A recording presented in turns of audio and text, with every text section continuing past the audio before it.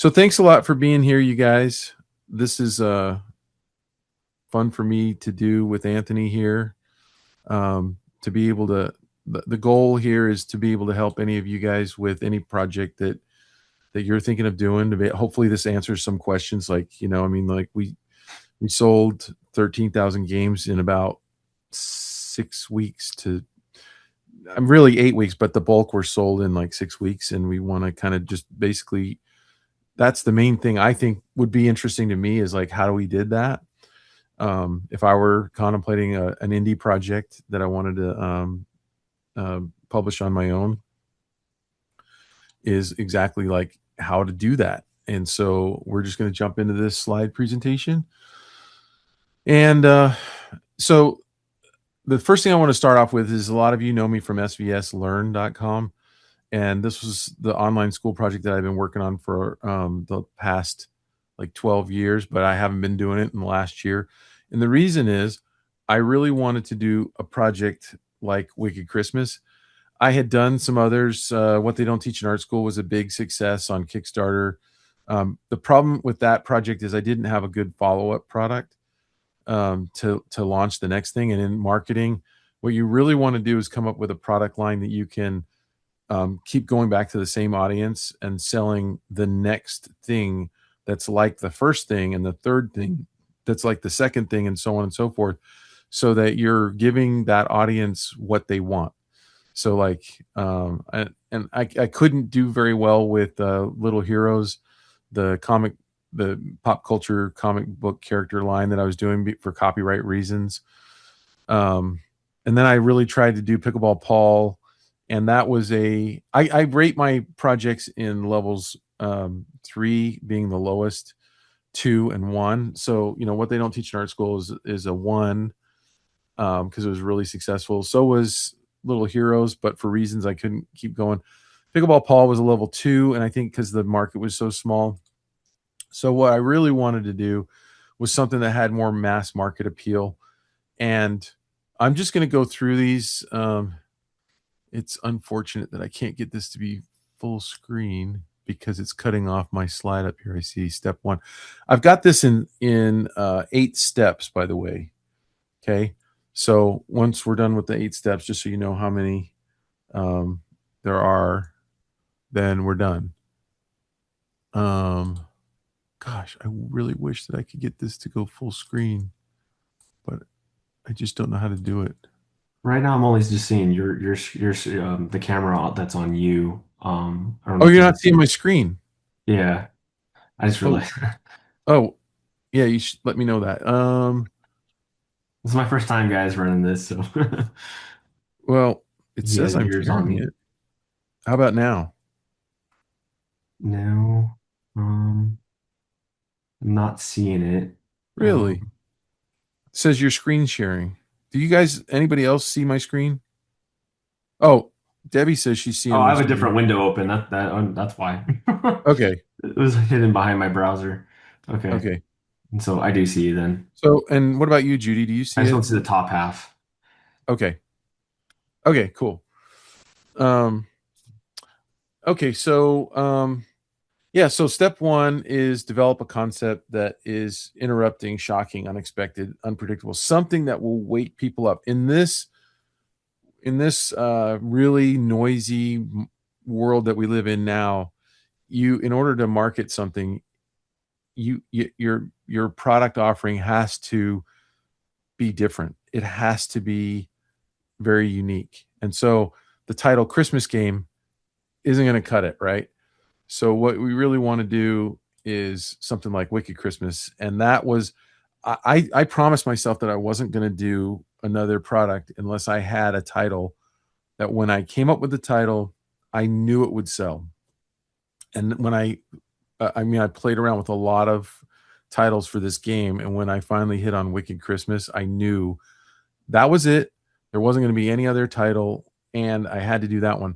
Then the panic sets in because then you're worried that someone else has already got it, you know, for a game, and you're just sure that someone else has it, so you go looking. And it was available, and it was also available to trademark. There was a very old uh, video game that was called Wicked Christmas, but they hadn't produced it. It was like 20 years old, and it was like early on DOS game or something on the PC, and it wasn't active, and the trademark had long been expired. And so, anyway, yeah. So that's step one. And in creating that thing, where it really came from was actually in doing it. Like a lot of times, a product that you're working on or an idea comes from other things that you're working on. It's rare to just be able to sit down. It might even be impossible to just sit down and be able to try to think of a product. It's almost like you need to be in motion to be creating this. So I did Inktober, which, if you don't know what that is, it's an art challenge in the month of October where you draw a piece of art every day. And I did these on the iPad, but I ran out of characters to do. And so I started experimenting on the last few days of October with these Halloween Christmas type characters. So that's really where the idea to do I was going to call it Naughty Christmas, but there's sexual innuendos there with the word naughty. That never felt right. And so, but anyway, so that's kind of where this came from. Now, I didn't use any of these drawings that I did exactly, but I did modify some of them for the game. So step two is to define your market. So you really need to kind of also, at the same time you're trying to concept the thing that you're working on, whether it's a graphic novel, a book, a puzzle, whatever it is that you're wanting to make as an artist, that you think of who it's for and try to, as you're creating it, keep them in mind. And then you start picking out people that are like that person, right? So you have different people in your life that you're like, I know so and so would love this. I know so and so, and you can make a list of those people, right? So this was kind of our list, and we didn't identify these people formally until we started marketing. But that's when we really started going, well, who is this for, and who are we going to start making gearing this product and the marketing to? This is actually 2.2. You'd be able to see this if I could go full screen. And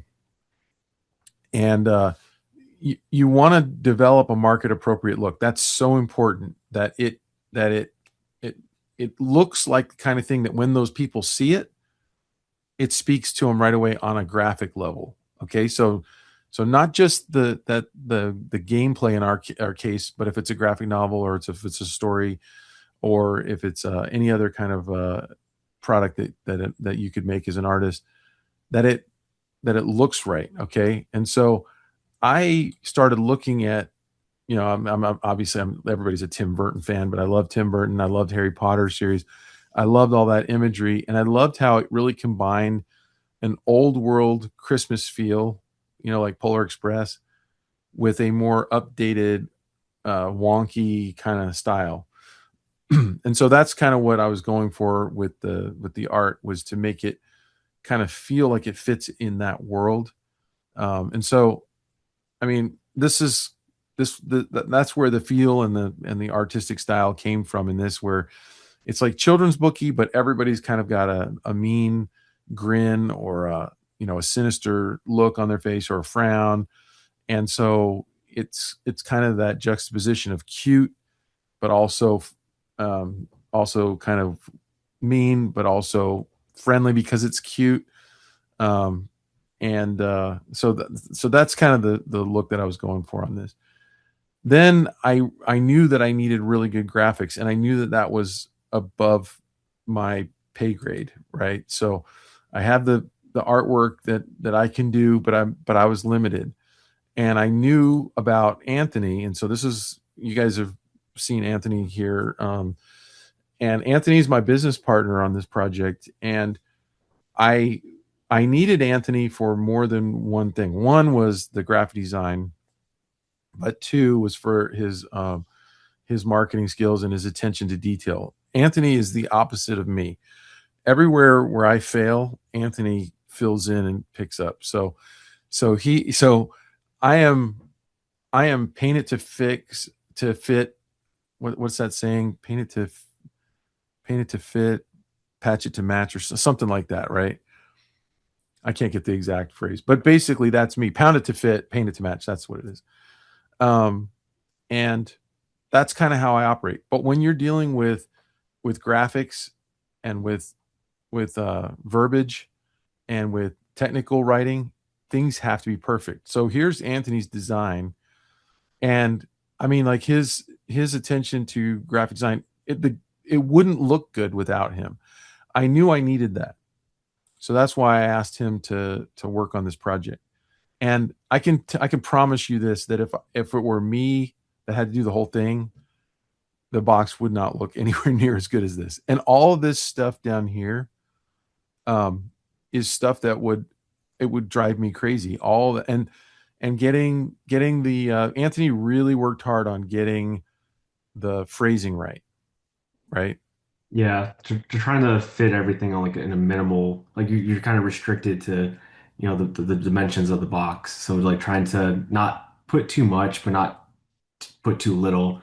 We just try to envision like, hey, if this Kickstarter did really well, and there's who knows how it would do. So like, there's a potential for it to get into stores one day. Like you just never know. So just trying to like design with that and the end goal in mind. And trying to say like, hey, if someone were to pick this up off of a shelf or even just see it on a shelf from a glance, like, will it catch their eye and is it clear and concise enough visually and verbal, like with text, I guess, in order to get them to decide like that they want to buy it in the moment. Yeah. Yep. And you did a great job. And there was a bunch of different versions. I mean, Anthony worked on this box, so there were so many different backs of the box, and he's asking me, which one do you like? I'm like, I like all of them. Which one do you like? So for the sake of time, I'm going to keep rolling here. Step three, um, you the thing that you've got to do is somehow in this crazy noisy world is create buying urgency or FOMO. So one of the ways you can do that is with limited supply, right?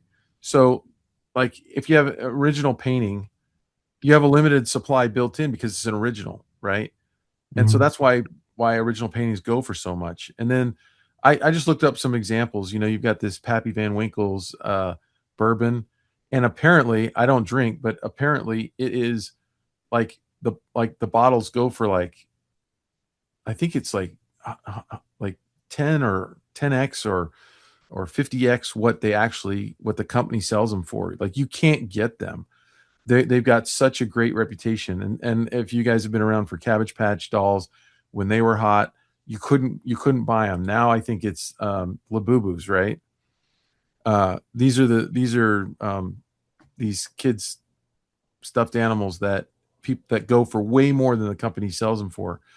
But you can't start out your company that way. So you really can't you're not going to start off with a limited supply. Same with social proof. You're not going to start off with social proof because that comes in building a brand over time, right? You're also Mhm. not going to be able to offer exclusive access because you're not exclusive yet, right? So like Lego has these VIP cards where only VIPs of Lego are allowed to buy toys when they first come out and things like that. And so there's a limited supply of them and stuff like that. And then irreversible consequences would be something like if you don't act now, this deal is going to end, right? And none of those Mhm. things when you're starting out can you do. Well, one thing that we could do was time pressure, and that was one of the reasons why I wanted to do a Christmas game, is because roughly half of people's disposable income is spent right before Christmas, is spent on Christmas, right? And the other thing with Christmas is if you're making something that like a Christmas game, something that's Christmas specific, there's really just a short buying window and people have to get it by a certain time in order to get it for Christmas. Now, my partners on svslearn.com, Jake and Lee, they were really cautioning me to do not to do a Christmas game because their theory was, well, you can only sell it one time during the year. But I was thinking is, but if we can get the word out and if people like it enough, we might be able to sell enough in the 6 weeks to 2 months before Christmas to where we don't worry about selling the rest of the year, where we just basically the company makes enough money one time a year to carry it through to the next Christmas season. And that was our intentional strategy with this. Um, there's another that this is another way of doing time pressure. By the way, this is a friend of mine, Jed Henry, who has this. Um, uh, he sells these prints called Ukiyo-e Heroes, and if you go to his shop right now, this is what you'll see. We'll be right back. The shop will reopen Thursday, January 20th. He only opens his shop for 3 days during the month. And meanwhile, he's got a mailing list and he's sending people um, updates on new prints that are coming out. He does these hand cut woodblock prints that are you can look him up, Ukiyo-e Heroes. It's gone viral on TikTok and on Instagram, and he's just sold a ton of these, and been one of the most successful people doing kind of a fan art style. But that's one way that he limited, created time pressure, was to just open his shop 3 days a month. So again, this is our Christmas buying frenzy is what we went for, and we're also thinking about doing other times of year, other holiday times of year where there's also a limited time window to buy. So we might be doing our next game is definitely going to be a Christmas game to follow up on this audience, but we're also thinking about Valentine's. We definitely have Halloween and Thanksgiving on the radar as well. So moving right along, I'm just going to keep going here. Step 4 is to develop a good quality project, right? Like you not only have to think of the marketing as you're creating the product, you really have to think of the marketing in mind, like in the title, down to the very title that you're going to do. But once you have a title and a good looking box, the stuff that's inside of it has to be really engaging. It has to be really fun. If it's supposed to be fun, it's got to be fun. If it's supposed to be disturbing, it's got to be disturbing. You have to be that thing that people are looking for, or it's just going to die. And there's no amount of marketing that you can do that can resurrect a poor quality product. So this is one of those things that you join groups, you learn with other people that are doing like-minded things. There's so many different groups to do the kind of thing that you're trying to do, that you really need to expose yourself to those people and the challenges that they're going through, and all of that sort of thing. um, so important. And so here's some examples of really good quality projects. And I mean, like, these are some of these projects you probably are familiar with. One, I think I really like this Rifle Paper Company, because they can't kind of a husband and wife kind of came out of nowhere, and I mean they've just blown up this. They sell like everything from calendars to greeting cards to stationery, just anything that any kind of paper product they make it, and people love it because of their.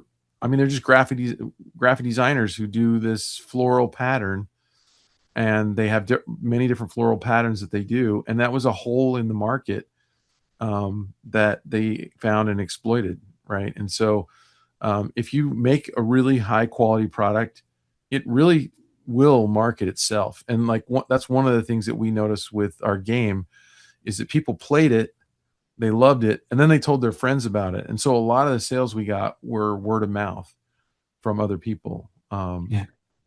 Do you want to say anything about that, Anthony? Oh, no, I don't. It was just surprising. Like, oh, not, I guess it's not surprising anymore, but it was early on when once we started fulfilling that Kickstarter, we just started seeing, I recognized a bunch of names because, we packed everything ourselves. So I just started seeing different names pop up when we launched our website, and, they're only trickling through just a couple at a time. This is like pre-running any ads. Yeah, Just just seeing them all come in, and just we're like, hey, that person ordered already, like that's crazy, they're ordering another like 3 games. And then we just we had a started lot of seeing that. that Yeah. happen over and over again as we started running ads. And then once it really started um it increased like quite a bit towards like around Christmas time because I think people are starting to get together once they got the game. They're having their own game nights, and then we just started seeing second order, second order, second order, because Shopify kind of it tracks all that information for you. So it was really cool to see. Yeah. Um, okay, so that's our product. Step 5 is to advertise. And there's all kinds of things that you can do to advertise. And I will tell you that like we did paid ads, we did social media posts, we did email blasts, we did crowdfunding with the Kickstarter. We didn't really do much content marketing, and we didn't do any influencer marketing. One of the reasons why we didn't do much content marketing, I guess we kind of did on Facebook a little bit, but like I have a YouTube channel that I've had for, I don't know, over 10 years.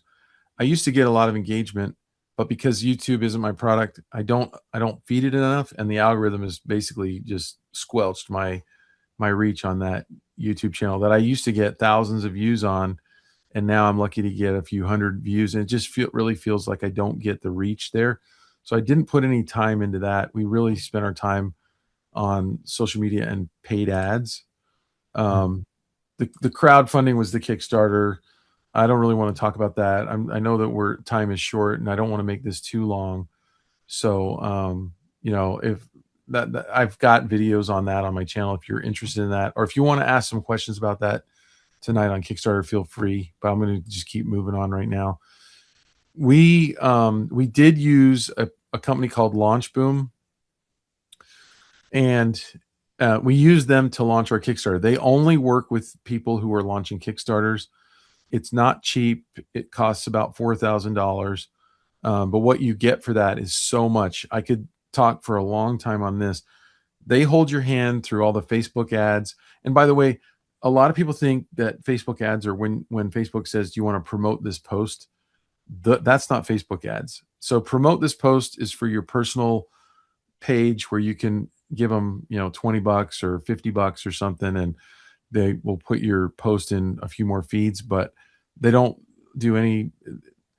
If promoting is like throwing a sling, you know, uh, a rock with a sling, and Facebook ads is like a nuclear bomb. It's like not even in this. They're both weapons, but doing the Facebook ads, but it's so complicated. And luckily, I had Anthony to figure all that stuff out using these guys' help. So if you're interested in that, we can talk about that more too. But this company is amazing. They're what their goal is to get you a six-figure launch, and so they have a whole system that you can use for marketing from start to finish to basically ensure that you're going to get a big launch. And you need a big launch. And you need a big launch to be able to afford the product and to be able to basically start a company. And a lot of companies have started on Kickstarter. So I'm just going to finish with that right now. The thing is, what we did mostly was paid ads. So these are some of the static image ads that we did. Anthony, this is all Anthony's graphic design here. Um, and so these are some of the ads that we ran.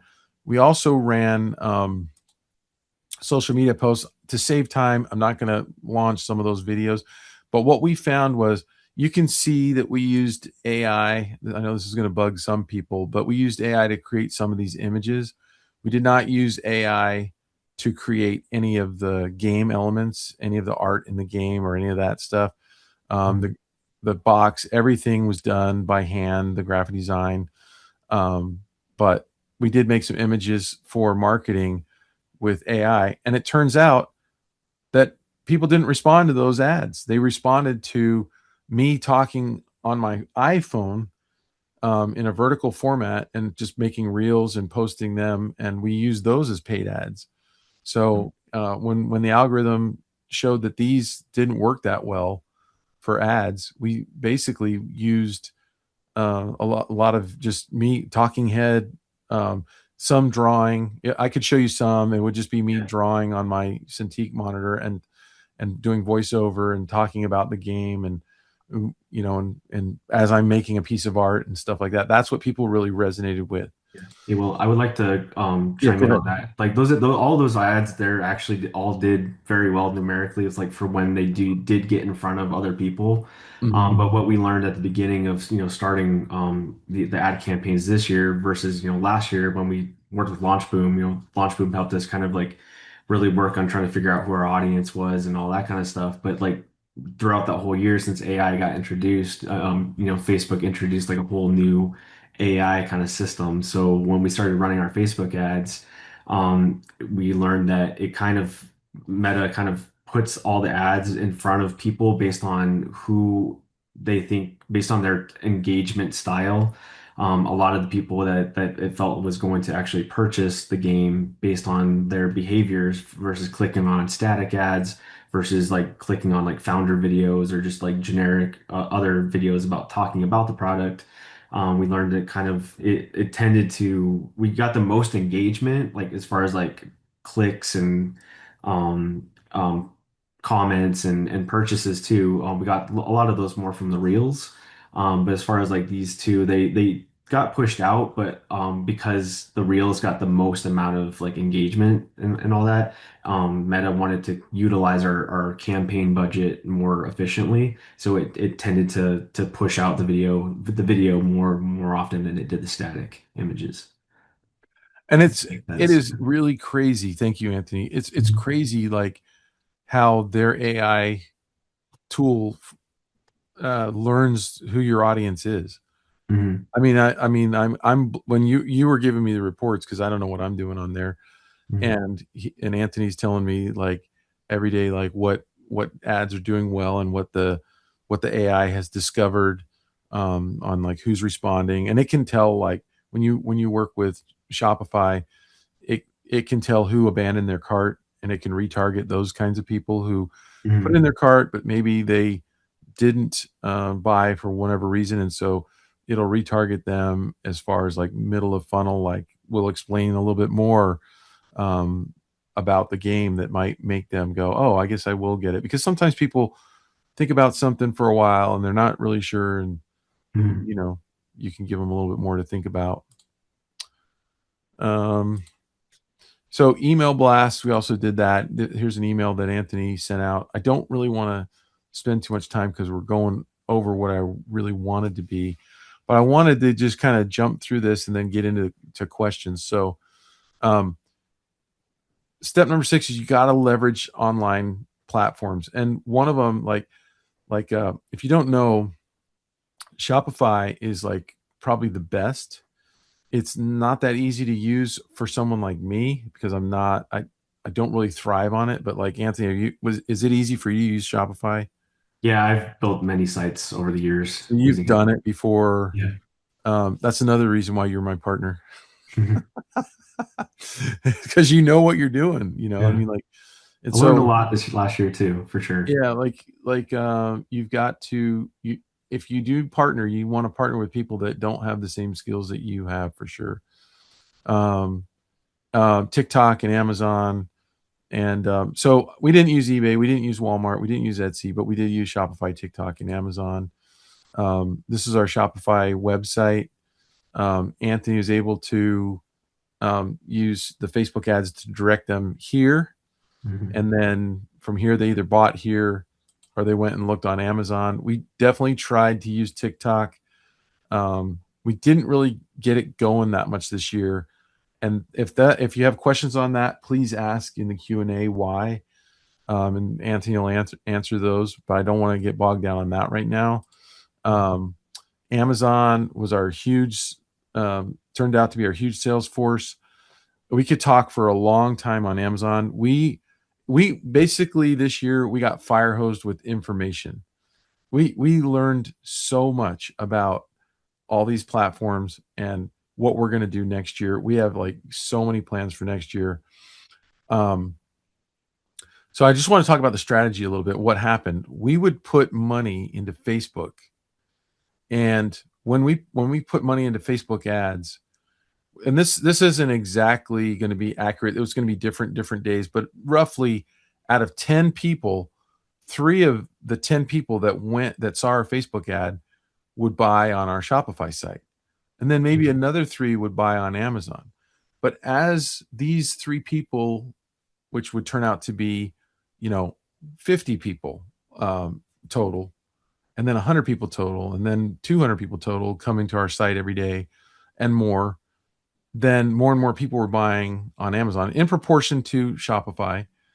Um, and then because of the Amazon algorithm, our sales rank was getting lower and lower. And because we had a Christmas product, anybody searching for things, Christmas stuff, started getting our game as a suggestion. And then, so out of 10 people, three would buy on our site, three would buy on Amazon. And then another, like four people would buy, they didn't see our ad, they just saw our game when they were on Amazon. It just popped up in suggested things to look at. Or maybe if they were looking for a Christmas game, ours was definitely at the one of the top games being sold on Christmas this year. And that we learned so much about using Amazon again for next year. But this was really interesting to me that when we did ad spend, there's some people that'll just get on their phone and say, "I wonder if it's on Amazon," without even going to our Shopify site. Or maybe they'd go to our site and go, "Maybe it's cheaper on Amazon." But we did have Amazon Prime, so that would sway a lot of people. I don't know about you, but I'm the kind of person that if I can get Amazon Prime shipping, that's what I want. I'm just going through some math here. We did sell roughly 13,000 games. And to me, should be really good news to you guys. I figure we only sold like 100 roughly for my social media posts. We probably only sold about 100 games there. We sold probably 75 games to friends and family that live in my neighborhood and stuff like that. We sold probably 500 games on email blast, but basically all of our sales came from those Facebook ads that pushed Yeah. people to our Shopify, and then some people went to Amazon. That's where all of our sales were. And the reason I say that is I've had so many of my students in the past go, well, yeah, Will, you can do it because you have like this huge following on social media and stuff. No, I can't. The algorithm is now set up that you just can't get good traction on Facebook and Instagram unless you're paying for it.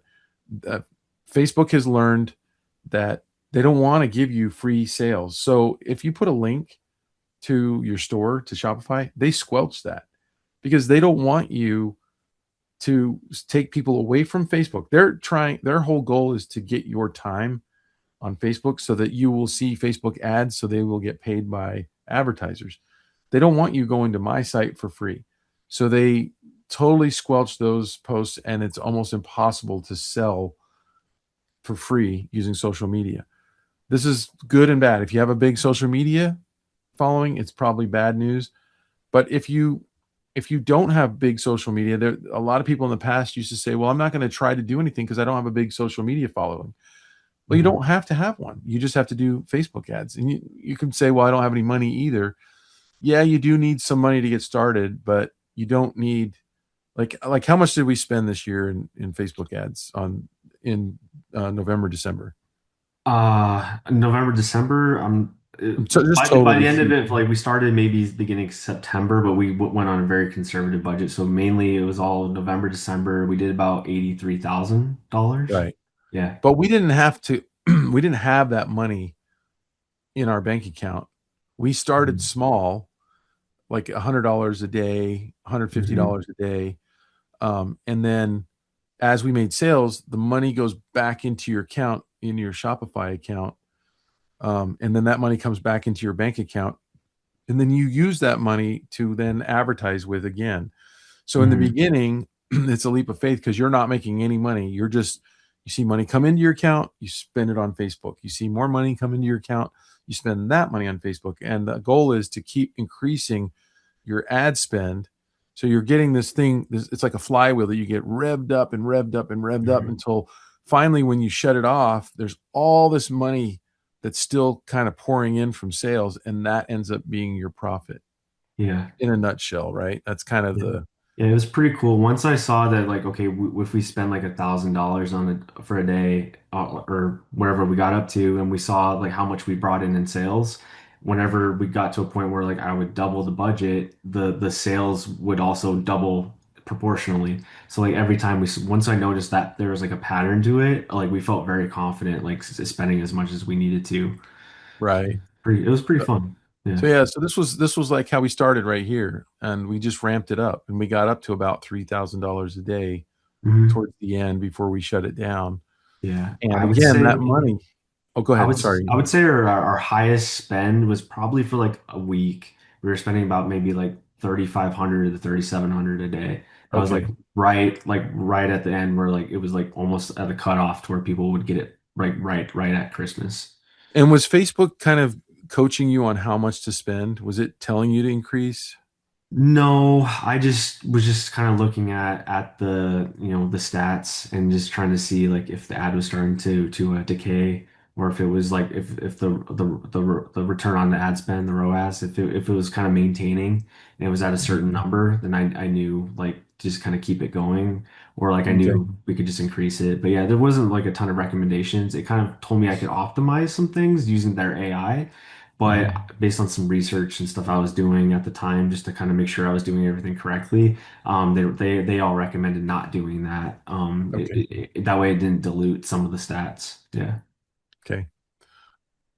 So yeah, so this gives you an idea of like what we were spending and making every day. So Mhm. if we spent, I think the biggest day was the biggest day like 18,000 that we brought in. It was about like 16 and a half 16 thousand. and a half. Yeah. Okay. But there was bunch of times where we were making 12 gross. Yeah. That's gross what we're going to get. And then out of that, we spent about 3,000 on Facebook to get it. Hmm. And then we were spending because we had to compete with Amazon on our Shopify, so we had to offer free shipping, and that's definitely something I would do because when people look at it, we actually didn't offer free shipping for most of the stuff. We really reduced the price of shipping down so that we it was only like what was it like four or $5 for most Yeah. people in the U.S. Yeah. We Something. made the shipping really cheap. We ate a lot of that cost. And so we were spending like $3,000 a day on shipping. So we were netting like roughly half of what we were bringing in every day in profit towards the end there, just to give you an idea. Um, I wanted to tell you this that Chat GPT recommended that right from the beginning that when we were in like the end of September and Chat GPT was saying you need to send 6,000 games to Amazon right away. And because we were consulting ChatGPT all the time, if you're not using it, Mhm. it's amazing. It's like having an expert that basically can. It's different than a Google search. You can, I mean, if you're not using it, you've got to start using it. It will distill information and feed it to you in a way that's unlike reading an article. You're getting an amalgamation of lots and lots of data. I mean, they basically fed these models all data, and it has a way of basically bringing it all together and coming up with an opinion that's pretty accurate instead of like looking at one article that says one thing and one that says the opposite. It will take Mhm. everything in totality and pretty much feed it to you. And so I could not send 6,000 games because we had 12,000 and I didn't want to run out on our Shopify site. We hadn't sold a single game on Amazon at that point. And I'm like, I'm not sending them half of our games. So we sent 1,200. Long story short, we could see as our sales were ramping up that we were going to sell out on Amazon really quick. We went from like, three sales to five to 10 to 20 to 50. And I was like, we need to send Amazon more because with the amount of time that was left, this was in November. I'm Yeah. like, oh, we're going to easily run out. So we sent them another 1,200. The problem with that was those 1,200 barely got in towards like right before Christmas, and the 1,600 we sent in mid-November never got there in time for Christmas sales. So we really only had 2,400 games to sell on Amazon, Hmm. and we sold out like just like that. I So mean, like, fast. and then we ended up fulfilling the Amazon orders. So we were sometimes getting on our, so they would kick them back to our Shopify site. We would get on Shopify, we would get the Amazon orders when people decided that they could live without Prime shipping. But we lost I think we lost 100 to maybe even $200,000 of revenue by Mhm. selling out on Amazon that we would have gotten if we would have sent those 6,000 games in there. Yeah. So we did good. We did great, but we would have done a lot better if we had sent them more games. Um, and so now what's funny is we've actually now sent them 6,000 games. And so they still have Mhm. probably 2 to 3,000 games. I'm not exactly sure how many they have right It's now. around that. Yeah. Yeah. Mhm. And that's because there will be people that will play the game during the year, and we still get orders throughout the year. So we didn't want to ever run out on Amazon again, and storing them on Amazon isn't that expensive. Um, so step 7 is basically just all the hats you have to wear. Be aware that you have to be able to save money by doing as many things as you can, um, to save money. You know, you don't want to spend money that you don't have, and you don't want to, and that's partnering with someone is probably the most expensive way to to get someone else to work with you, because you have to share a percentage of the business. Now, I am very happy to share the percentage with Anthony because he's well worth it. But you have to be careful about not partnering with too many people, because you can really shoot yourself in the foot that way. But you need to be able to do like all these different things. And we did. We were, some days we were technical writers, some days we were editors, some days we were production managers, sometimes we were sales managers, some days we were warehouse managers, and so we have all the pictures to prove it. Mhm. Um, of doing the shipping ourselves. A lot of you probably saw us doing that on Facebook, and from storage units to using Anthony's mom's house, to using our little tiny house here in Happy Trails, to getting my wife to make packages. Anthony and his wife made packages, and we just did whatever needed to be done to make this thing happen. Um, 7.2, make sure that you're using AI, and I kind of touched on that before, but I mean, like, yeah, like AI will wear some of those hats, right? So that's why it's in this section, is things that you can't do. Like, it will, if you haven't had it rewrite for you, it's amazing. I would imagine if you're an author, like I know Debbie's an author. Debbie, do you use AI for anything? No, no. So okay, like in the illustration industry, like to be honest, I was offended when AI art first started coming out, because I'm like, I don't want to become obsolete. I don't want the AI to be able to make art like I make art. And for the first few years, maybe 4 or 5 years ago, I was even on our podcast saying, AI, a computer will never make art. It will never be able to compete. It just won't be able to do it. And now I can see that I was so wrong. Like, it's going to get so good that it's going to make a lot of illustration. It's going to take a lot of illustration jobs. It just is. And we can hate it, but hating it is not going to stop it. And that doesn't mean that we have to use it for everything. Like, we're not going to use it for the art in our future games either. But we are going to use it for copy editing. We are going to use it to rewrite better marketing campaigns. It is amazing at marketing advice. If I told you some of the questions that we've asked it, like it just really briefly, like it knows it. We had to get to the point where we knew what questions to ask it. But when I started asking it questions about next year, it has like it's operating as our CEO. It is mapping out every step of the way what we should be doing between now and next Christmas, to basically, it says we should be able to 4, 5, or 6x what we did this year in Mhm. sales. And it knows this, and it's basing it on all kinds of factors. It's telling us that we should not handle any packages next year, that Amazon will fulfill all of our Shopify orders as well as Amazon Prime, how many games we should send to Amazon, how to send those games to Amazon directly from our printer in China, that we don't touch the packages at all, what companies to use to repalletize at the dock in Long Beach to be able to get those games packaged for Amazon so that Amazon will accept them. And we never see those, and don't have to handle those cases. We had to handle cases 5 times to get them into Amazon. We won't have to do that next year. Yeah. Um, So the last one, step 8, is follow up with a similar product.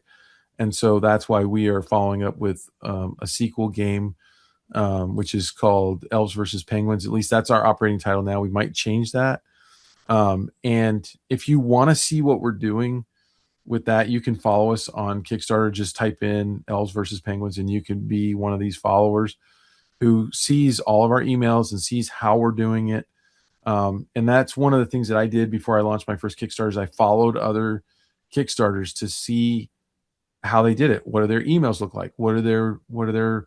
How are they communicating with their audience, and generating hype around their product, and how they're doing their launch, and how they're handling those followers versus how they're handling the general public and stuff like that. So yeah, so just a few more things really quick here.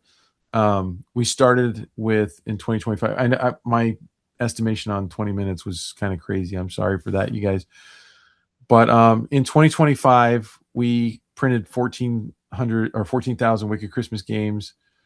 We then printed another 12,000 this year. We had sold 2,000 of them on Kickstarter right here. So we went into this season with 24,000 games, even though we didn't have the last 12 delivered when we started selling this Christmas season. We sold 13,000. So we're sitting on about 11,000 games right now. This is our future projection. Our plan is we have those 11,000 Wicked Christmas games, but to start next Christmas season, we want to print 20,000 more, which is really ambitious, but the AI thinks that we can sell into that many, like way into that many. And then we want to hopefully run a really successful Kickstarter with Elves versus Penguins, and have generate enough money to print 25,000 of those, letting us go into the next season with 56,000. And we will be sending most of those to Amazon. Really quick, I'm almost done here. So these are our plans for 2026. Yeah. I think I kind of went over most of that. We're going to work on the next game, which I'm not putting the title out there. Anthony came up with this title that I think will go viral for our next game, for our third game. And we're not even telling the AI, we're not telling anybody what that title is, because we're worried that someone will like it enough to beat us to using it. We are also going to be trying to develop representation for wholesale sales. And if you have questions on that, we can answer those as well.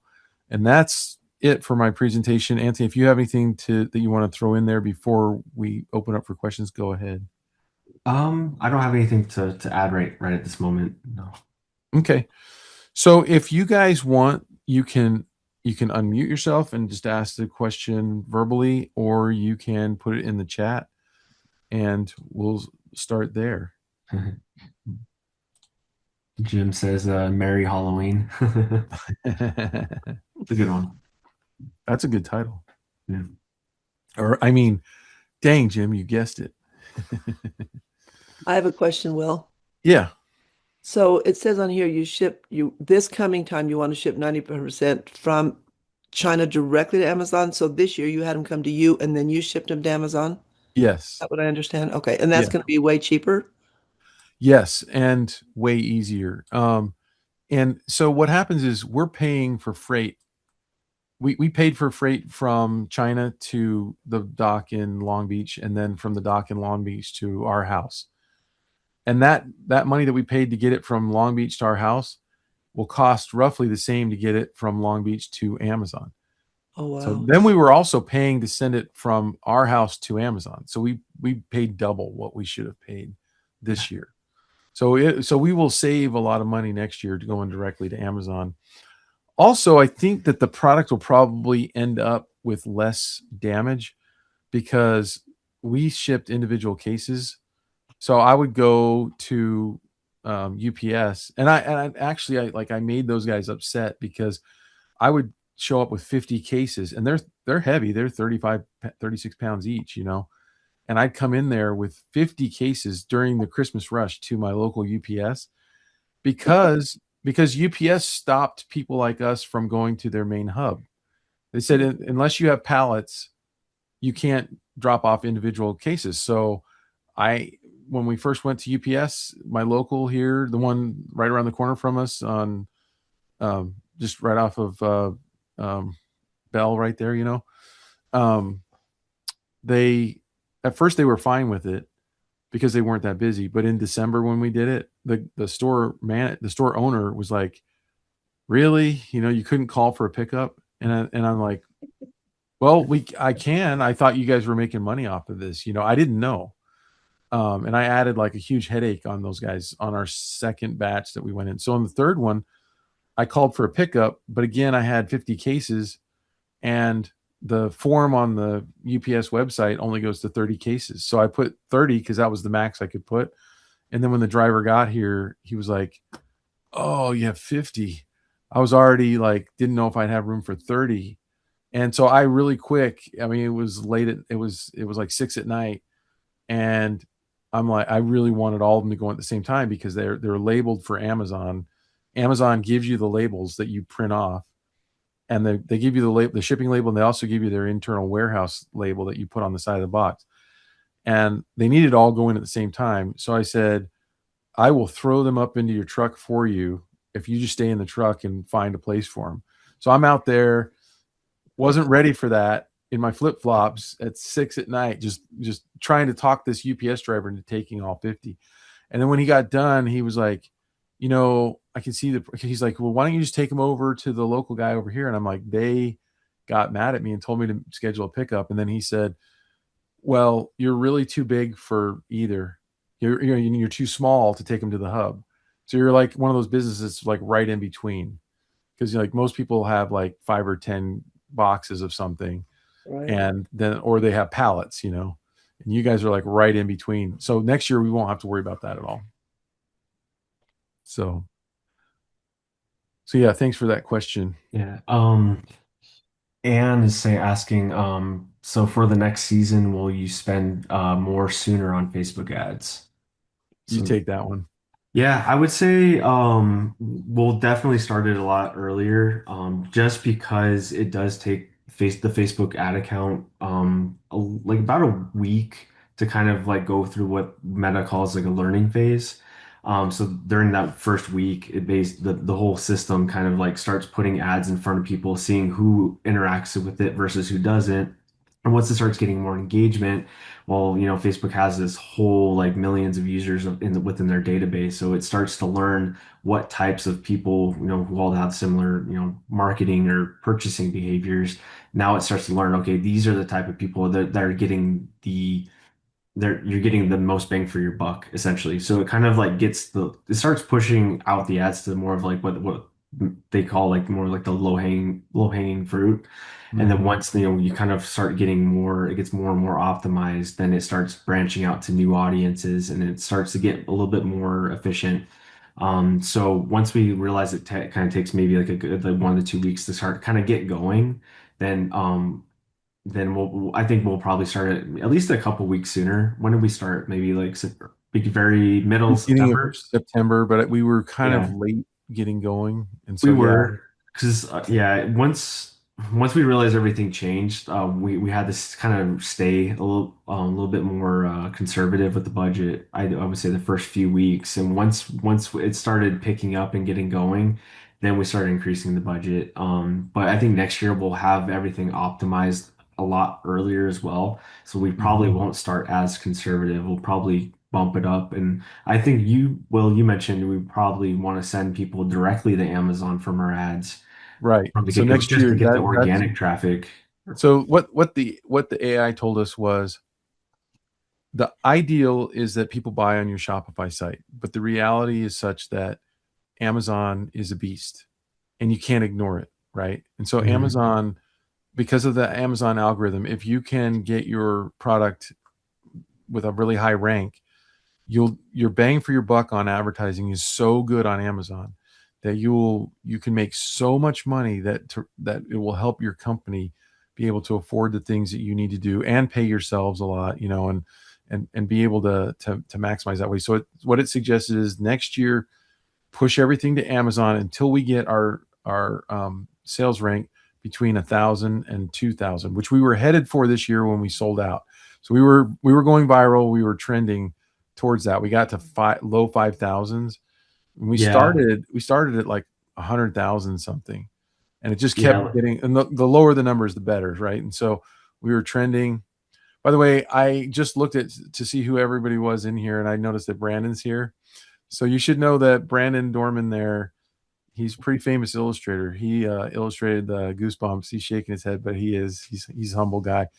He illustrated R.L. Stein's Goosebumps among many other really famous books. He does a lot of middle grade and kidlit stuff, illustrations, but he's got a game that he's working on right now, and so we're glad to have him.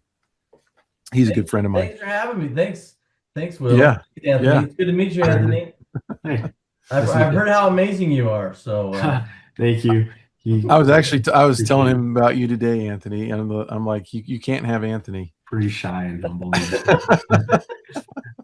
I know a little bit of a lot of things, so I'm trying to, I want to get really good at the illustration stuff. So I hope I can learn a lot from Will down the road. You're very humble. So we're going to push everybody to Facebook next year, or to Amazon next year, and maybe even the year after. Then it said, once you get your brand, you get your second game, you really get a foothold on Amazon, you can pull back and start really pushing people to Shopify, because in the long run, what you're hoping to do is to be able to get your game company to a point where bigger game companies want to buy you out. So they see your titles and they want what you have. And it gave a bunch of examples like that Taco Burrito game. You can look that up. That was done by a kid whose dad believed in him and ran a Kickstarter. And they ended up selling like 1.5 million of those games. And then they got bought out by a bigger company. And so we don't necessarily want to get bought out, but we would love to be entertaining. I mean, obviously we'd love to entertain an idea or an offer like that, right? Because I mean, like if it's too good to pass up, then you probably say, well, I can do that and I can express my artistic style in other venues, right? Other products and stuff. So it said, in order to make your company marketable, you don't want to let go of your Shopify, and you also want to be trying to get into stores. And it was saying this year or for next year, you're not going to make much money selling to stores, because so we have a game that costs us right now in the quantities that we're ordering is costing us about $2.50, what they call in the industry landed, which means that's $2.50 to our doorstep or to Amazon's doorstep. If we can order more like 20 to 30,000 games, we can probably get that closer to $2, which makes it, that 50 cents actually makes a pretty big difference, maybe even $1.75. And you have to deal with those margins because Facebook marketing is so expensive. You have to build that in to the cost. It just is a reality that you cannot avoid. To get this out there, Facebook is extremely expensive. So your margins, you have to protect those margins. I didn't have a slide on the total, but basically the numbers were, and I just learned this today from Anthony. Our gross sales, meaning every game sold at roughly $30, was about $438,000 gross. And we were able to keep about 34% of that as profit. Now, some of that we're going to just leave in the company for operating costs for next year, but we also paid ourselves out of that amount, and so we did okay. But we are really hoping to do a lot better next year, and I think we really will be able to, because we just didn't send enough games to Amazon, which I think with brand recognition that we have now, we didn't even have a single review when we started this season, and we had to pay for Vine reviews. I don't know if you guys know what that is, but that was suggested to me, and it seemed like such a waste to try to get. I will say this, I'll explain what that is, but basically we tried to get like anybody would do, our friends and family to buy the game and review it. Amazon figured out who all those people were and never let any of those reviews post except for one review. I don't know how they did it. I don't know how they know They just Yeah. know. I have no idea. They knew. We couldn't get a single. Anthony, one of your friends got his review in, Mm-hmm. and we sat with one review forever. And then we were told by Amazon gave us 2 marketing reps for free for a year, and they were consultants that we could set up a Zoom call with them, and we could talk to them, and they would tell us the inner workings of Amazon. So if we had questions, they would answer them for us. And they said, well, you really need to do the Vine reviews. And what you do is you pay the postage to send these Vines out to 30 people. They always have like 30 people for our genre of stuff. So we send our game for free to 30 people, and we pay the postage. And then those people, they get to be. Is anybody here a Vine reviewer and knows about it? I don't know if anybody here is already doing that, but basically, you get free product, you get free stuff, but you're expected to use it and make a review out of it. But it does say Vine reviewer on there, so it's not as good a review if people know what Vine is. They're like, oh well, you paid for those, But it worked. Like we needed that, and then luckily the Vine reviewers liked it for the most part and enjoyed the game and gave us decent reviews until we had enough sales that those people started to review, and we got a bunch of really good reviews, and that's really what really helped us there. Yeah. So How many people know what I mean, if someone's on the review looking at stuff, how many people know? I Just look didn't. at the reviews and start like, I don't know. right? I didn't, Oh. but now you guys do, and so you'll look at a product, you'll tilt your head the next time when you see Vine review, right? Yeah. But Amazon puts it, they send it to like qualified reviewers essentially who like give honest reviews. They don't just like, hey, give us a good review, let's pay for it. It's that we pay for them to ship the product to them, and then they just give their honest critique. Right. So, and everybody gave really great reviews. So it just took off from there. Can Yeah, I ask a question? I don't see the chat, so if someone's ahead of me, then go for it. But otherwise, I have a question if you don't I was mind. just going to say really quick that Jim said when he hears Vine, he only thinks of short videos, and that was me too, because Yeah. Vine was that social media platform where you uploaded short videos. So I didn't know, but yeah, go ahead. What do you got, Brandon? So I mean, I'm my question is going from the Kickstarter to Amazon to the Facebook ads and everything, right? I mean, did you coincide those? Did you start your Facebook ads while your Kickstarter was going, and then how important was the Kickstarter? I mean, to get it, kick-started. I'm going to talk about the first part, but I want Anthony to talk about the details. Okay. To me, the Kickstarter is proof of concept. Mhm. So the thing is, like, if you can't sell it on Kickstarter, then I don't think you should try to just go directly to market, because if you can sell it on Kickstarter, you can you generate all this money that then you can go and print the games for the Kickstarter, but you can also print an overrun, right? So Sure. we needed 2,000 games for our Kickstarter. We printed 14,000. We printed an extra 12,000, and we used their money to do it, right? And so that's the beauty of it. When you're trying to launch your product, but you want to minimize your risk, you pre-sell it to people who are excited about it. And there's a lot of people that love backing Kickstarters. I mean, they it's part of their identity. There are super backers on Kickstarter that absolutely just love finding unique things and getting it first and getting it before the masses get it. And that's like, it's just like, it's a hobby of theirs, and they pride themselves, and they love to get in the comments and help moderate and help you as a creator moderate your comments. And then sometimes they'll DM you and give you advice, like, just so you know, you ought to be doing this and you ought to be doing that. Like they're really good. But I don't know.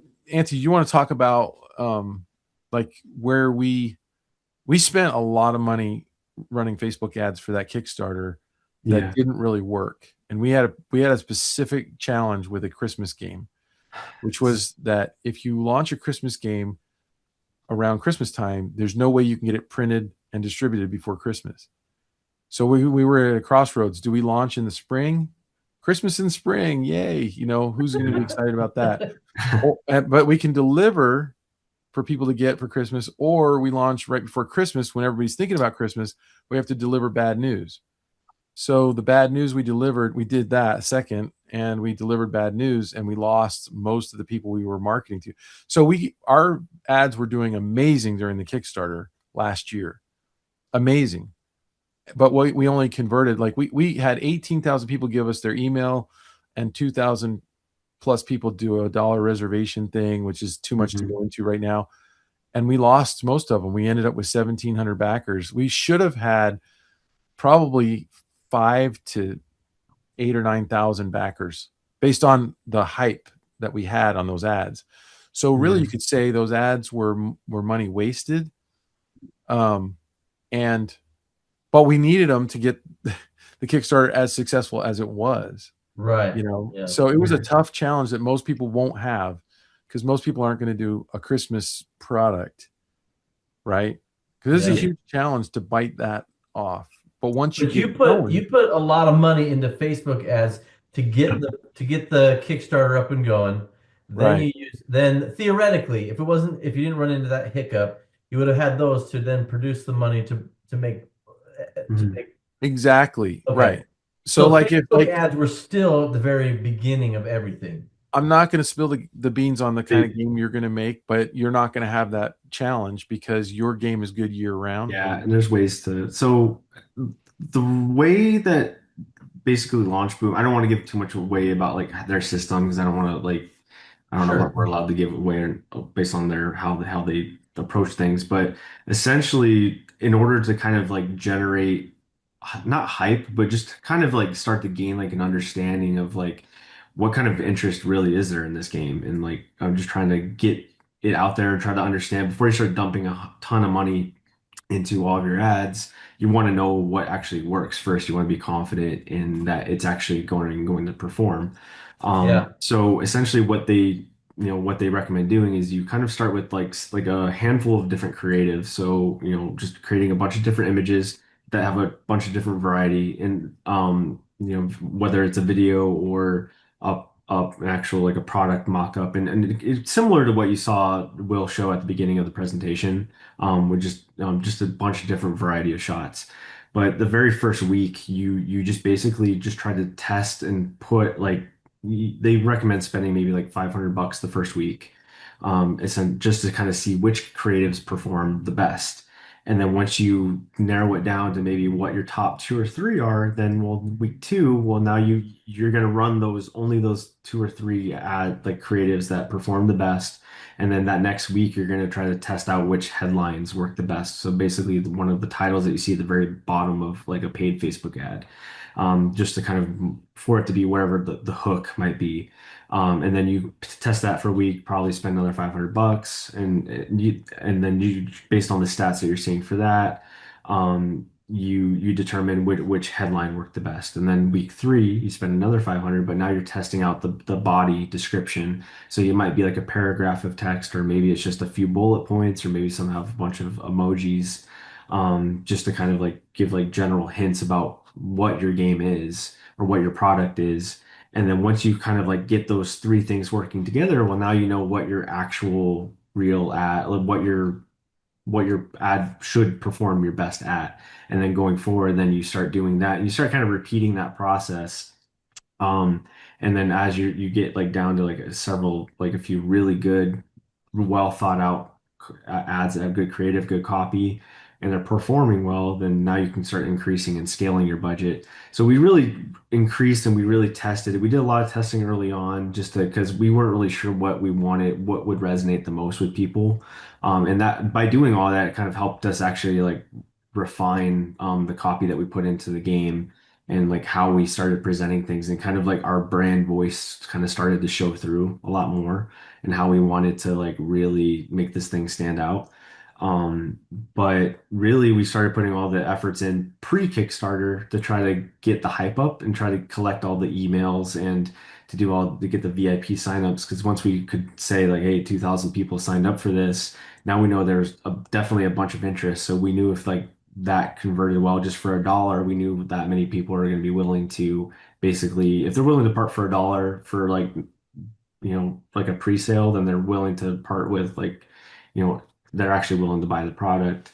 I'm starting to lose train of thought here, but No, that's great. So yeah. thanks. And I apologize. I came in late. So if you already covered some of that stuff, I Yeah, no, no, apologize. no, we didn't cover it. But essentially, yeah, we just did it all pre-Kickstarter, but like we really didn't have our pre-launch page ready to go and launch until maybe like a couple weeks before the Kickstarter launch. So like all those times, all those like 15,000 emails we collected, if we had the pre-launch page ready to go like we do right now for our next game, we could have been sending them directly there as well. And then they could have been like doing the follow button to where they get notified by Kickstarter. So like day one, when we finally launched the Kickstarter, we probably only had like a 250 people that were actually following the pre-launch page. So that also probably factored into how well it did, because the better it does on day one, the more Kickstarter will actually organically push it out too, because Kickstarter gets a cut of the final sale. So if they see that something's trending and doing really well, they want to spend their money to put it in front of different eyes too, which can just like really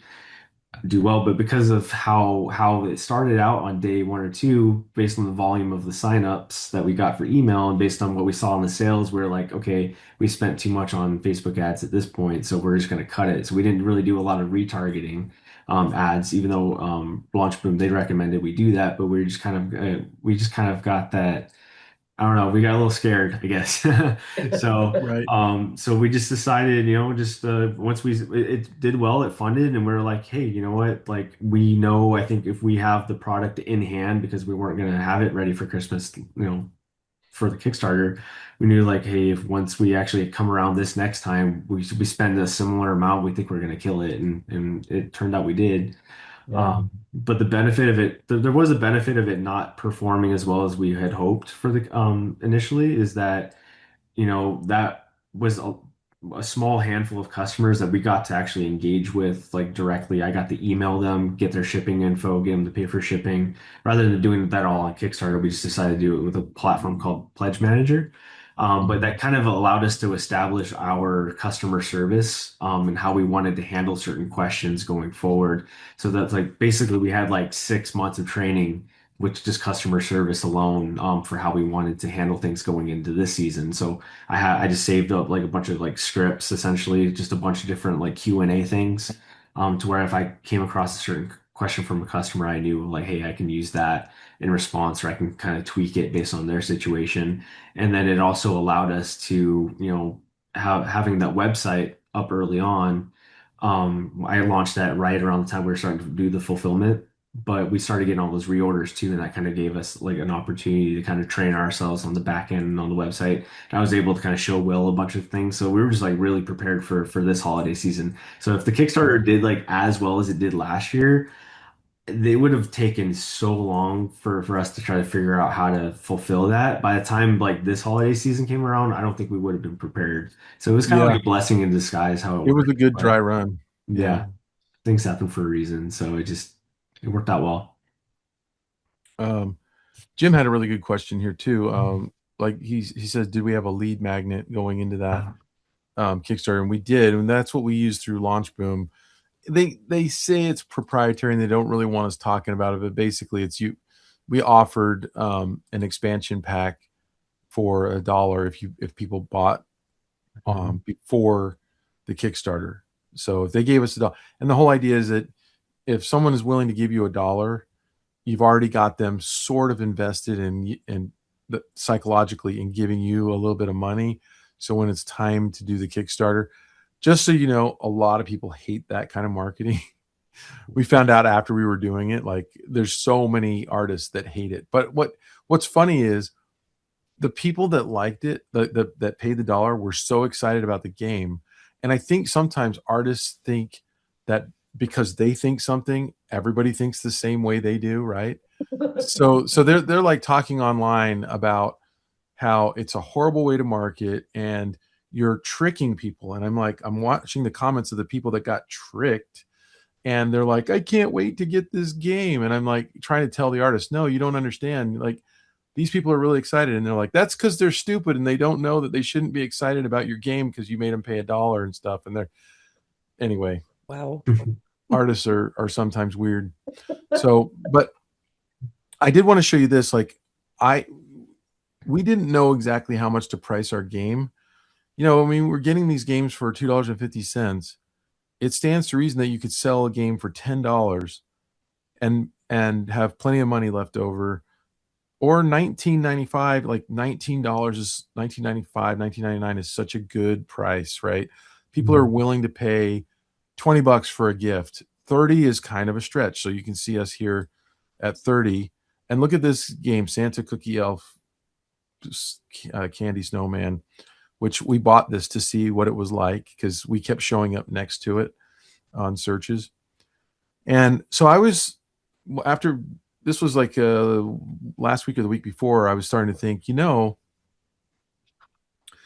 I wonder how many games we'd sell if we could get our price down to $24.99 or $19.99. So I asked the AI, I asked ChatGPT, can you do a complete breakdown? And like, you want to, like, we have fed ChatGPT like all the information, all of our data on everything we're doing in this company, and which is also kind of scary, right? Because now the AI knows everything about us. But we basically gave us all the stats, the sales reports, everything we're doing marketing wise. It can also go out on the web and see everything. So it sees way more than we've told it, which is always shocking when it knows more about what you're doing than you've told it, right? It's just bizarre. And I said, can you give me a breakdown on what if we sold the game next year for $24.99? What if we sold it for $19.99? Would we end up making more money? I thought for sure we would. I thought if we could just have the faith to sell it for less, there'd be more people that would pile in. It hated that idea. And it gave really detailed reasons why. And one of the reasons was, it says you're looking at this game and you think, well, you know, a lot of people are going to see the $9.99 as a no-brainer. They're going to buy it. But there's a perception of value. I could go back into that chat and look at all the reasons. This is just one of the reasons. But there's a perception of value that doesn't come with $9.99 or even $19.99. There's a perception of cheap gift idea. And it said your packaging, the thickness of your box, the materials that you used is an indie game. It's a higher price tier.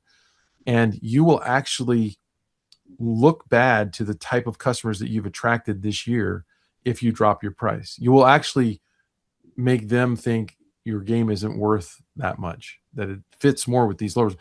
And when we got this game, the box is super flimsy, the cards are super flimsy, and it's just what happens in an economy of scale when Walmart or Target or a big retailer gets involved and they gear it for those kinds of sales. They have to cheapen up on everything. I worked for Hasbro on a couple different games, but on the 1313 Dead End Drive that I did for them, they argued, two of the vice presidents argued on whether to use plastic or cardboard on a couple of pieces that would have cost the company a penny more for plastic, and they went with cardboard. It was a $30 game, and it was going to cost Hasbro a penny more, and the cheap vice president won out. Oh. And that's and the reason is at those kinds of scales, those kinds of numbers, you've got to do everything you can to keep your costs lower, right? And so that's what the big retailers do. It basically said if you sell your game to a bigger company, they will probably figure out how to get the price down in a way that still works for them. But that's not what you should be doing right now. You should stay. It said your $30 price point is perfect. Don't mess with it. So that really surprised me. And like I said, the chat, if you start using either Grok or ChatGPT or one of the others, the more you use it, the more you realize it's not just saying it. It backs it up with really hard facts and reasons and numbers and logic and stuff. And like, it was totally right about how many games we should have sent. And we didn't have obviously we didn't have faith because we hadn't done that before, but we also couldn't risk it, and we should have. So anyway, that's it, you guys. If if you have any other questions, I am going to be posting this to my YouTube channel. But we're Well, really happy to be able to go ahead. Yeah. 2 quick questions. I'm sorry. Yeah. The Shopify store. So one of my books is through a publisher, and the Shopify only sends out to the United States. Mm-hmm. Is that how yours is?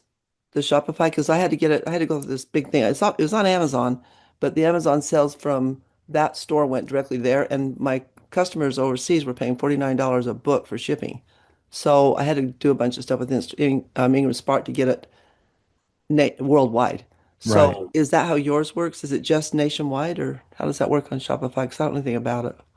For how we ship it, it's we're only shipping it from Arizona. So we do have it open. We have it available for certain countries to order it, but it would be us shipping it. So the shipping is quite high. Yeah. I do have it to where it like set up to where it like Shopify collects like the customs and VAT taxes and stuff to where it also automatically like handles that and takes care of that at the end of the year. But if we were to like ship, are you asking more along the lines of shipping it out cheaper to a No, I was customer? Or? wondering what I was wondering if all Shopify stores are like that because I just don't know this one that one book of mine is in, and it Okay. would only go to the United States. And this particular book has tons of people overseas that wanted to buy it, so they were paying this ridiculous amount of shipping. Right. So it took me about 3 months to get it worked out so it would go worldwide, but it Okay. did. And so I was just wondering, is there a different way to do it? But it doesn't sound like it. Any retailer that I have friends that sell online. Mhm. Over the years, I've developed these friendships with different companies, and this is the question that everybody asks, and all you get when you ask this question from them usually is, oh, shipping. Like there's Mhm. no. I think Amazon has probably done it the best, and I'm embarrassed to report that I have not asked the AI about us, like what our international plan should be for next year, but that's on the agenda to ask it to say, is it worth it for us to ship games to other, like you can choose in your back office on Amazon which Right. countries you want to, right, send it to. And Yeah. we haven't asked that yet, but that's on our list to do. I don't know, because if you get enough and you send enough and there's enough demand, then yeah, they can get prime shipping in their country, which will give you sales over there. Is it worth it?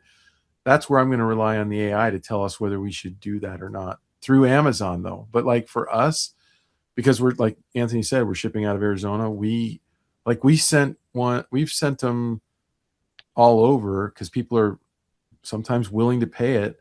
Right. And Yeah. that's a sticky thing also on Kickstarter, because the problem with Kickstarter is they're excited to buy it now. They're on Kickstarter. They're like, oh, I want to get this thing. And we've tried it where we've charged shipping after the fact, and a lot of them don't read that. We put it clearly on the Kickstarter that we're going to send out a survey later so that your address is updated, because a lot of people move within the 6 months that you're printing it and going to send it out. And you don't want to send your game or your book or whatever to someone who's moved and they don't have a forwarding order, right? So you send out Mhm. an email survey, they fill it out with their current address, and that catches anybody who moved, and you also have them pay shipping, or you charge shipping on the Kickstarter. I've done it both ways. There's problems with both.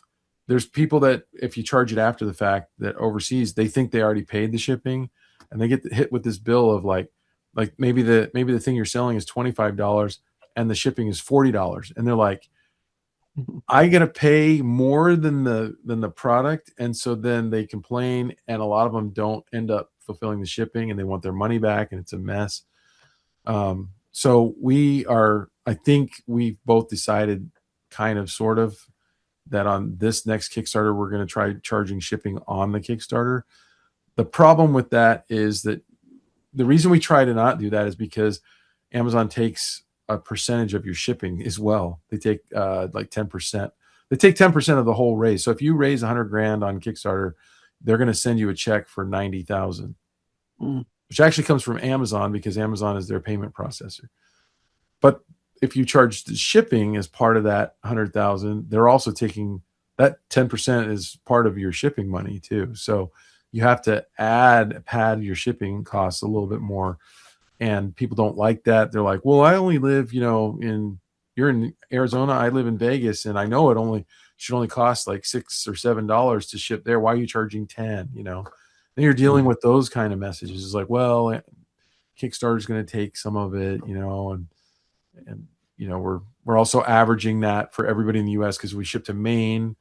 That cost is more like 11 or 12, and so yeah, you're subsidizing them a little bit, and it's shipping is a mess. It is a mess. Thank Yeah. you. But Debbie, if you have any other questions about that, you can. I'll put our email in the chat, in case if there's anything more Okay. specific you had a question about, and I can kind of see if I can help answer it. As far as like the Shopify stuff goes, to see if there's any Thank you. settings that I might kind of know. So Good. Thank you. I appreciate this tonight. You guys have been great. Thank Yeah, you no so problem. much. Yeah. If there's one thing I know about Will, and I'm sure you're right there with him, Anthony, Will's heart is like absolutely huge. It is. Oh, It is. No, huge. it was You crazy. know it, Will. We got to give you the credit, man. Ever since I was like way back when, I tracked Will down like 25 years ago. Yeah, it's crazy. Like as kind as you see that he is like on camera, just like Oh, I'm for gonna turn my SBS and camera off. everything, he's even kinder in person. It's crazy. He's exactly who we he shows he appreciate you, is. man. We Yeah. really do. I'll put checks in the mail for you guys. Hey, I really appreciate you guys showing up and helping us with some questions and stuff. And Yeah, thank you. like, don't feel like you guys can always DM me too on Facebook if you have a question, if you're gonna start a project or something and you want to know. Like, we have some of the information, we're learning as we go, and it's just fun. It's just fun. And Anne, also, thanks for buying our game. She said she left a review. I meant to mention that. Oh, thank you. So thanks a lot for the review.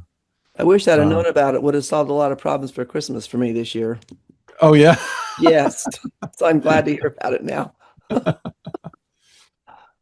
All right. Well, thanks a lot, you guys. And I don't know if I always say we'll see you on the next one, but this kind of wraps up my whole thing on YouTube. I'll probably do something like this again maybe next year after we learn more things for people. I am going to be going on the SVS podcast in a couple weeks and basically talking about it there. So I've been out of that for the better part of a year now. And but anyway, yeah. See you guys on Facebook. Thanks, Thank you, guys. guys. Thanks, Anthony. Bye. Thanks, Will. Yes, you're welcome. All right.